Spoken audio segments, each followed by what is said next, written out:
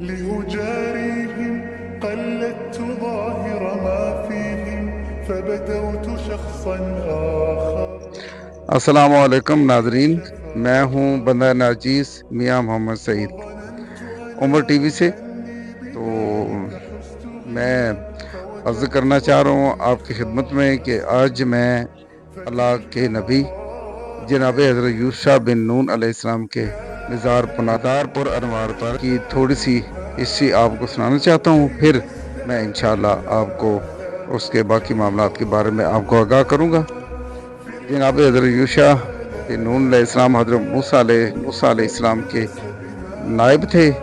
جیسے کہ آپ جانتے ہیں کہ حضرت موسیٰ علیہ السلام پر جب فرعون نے حملہ کیا اور طرح طرح کے ضرر اور نقصان پہنچانے کی کوشش کی، تو اللہ پاک نے آپ کی معاونت کے لیے آپ کے بھائی جناب حضرت ہارون علیہ السلام کو آپ کا نائب مقرر کیا اور ان کو نبوت کے درجے پر بلند کیا، آمادہ کیا. اس کے بعد اسی دوران جناب حضرت یوشع بن نون علیہ السلام بھی چونکہ آپ کے ساتھ ہی دین کے کام میں محو تھے، اس لیے اللہ پاک نے آپ کو بھی نبوت کا درجہ عطا فرمایا.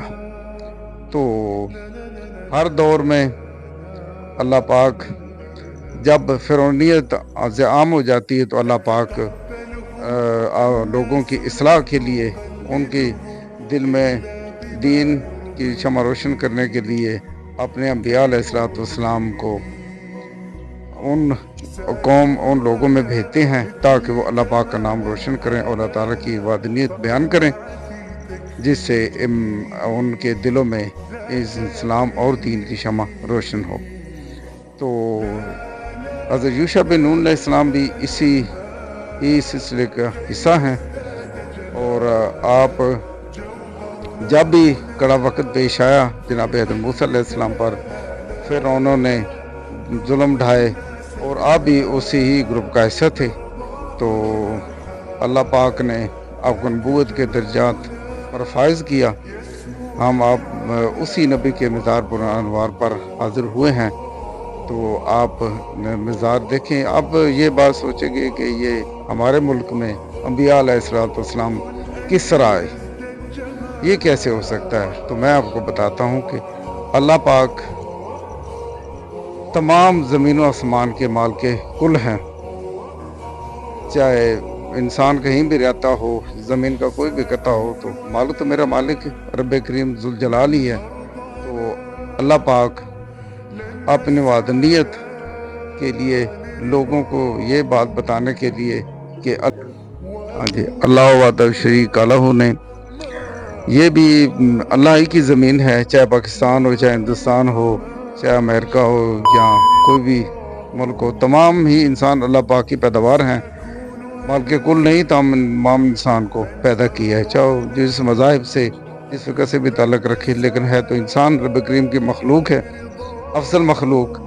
تو اللہ پاک نے دین حق کے لیے جناب حضرت یوشع بن نون علیہ السلام کو اس قطع زمین میں بھیجا تبلیغ کے لیے، اللہ کی وحدانیت بیان کرنے کے لیے، تاکہ لوگوں کو یہ پتہ چلے کہ اللہ وحدہ لا شریک ہے، صرف اسی کی عبادت کرنی ہے.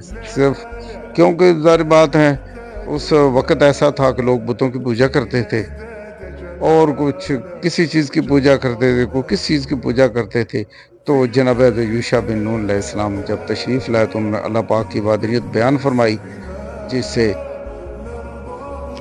اللہ تعالیٰ کی وحدانیت بیان کی، تو لوگوں کے دلوں میں اسلام کی، دین حق کی، اللہ تعالیٰ کی وحدانیت کی شمع روشن ہوئی. تو یہ آپ کا ایک کارنامہ ہے اس سرزمین پر. دوسرا آپ کا واقعہ یوں بھی ہے کہ جب حضرت موسیٰ علیہ السلام کو طور پہاڑ پر گئے تو آپ قوم کو چھوڑ کر گئے، تو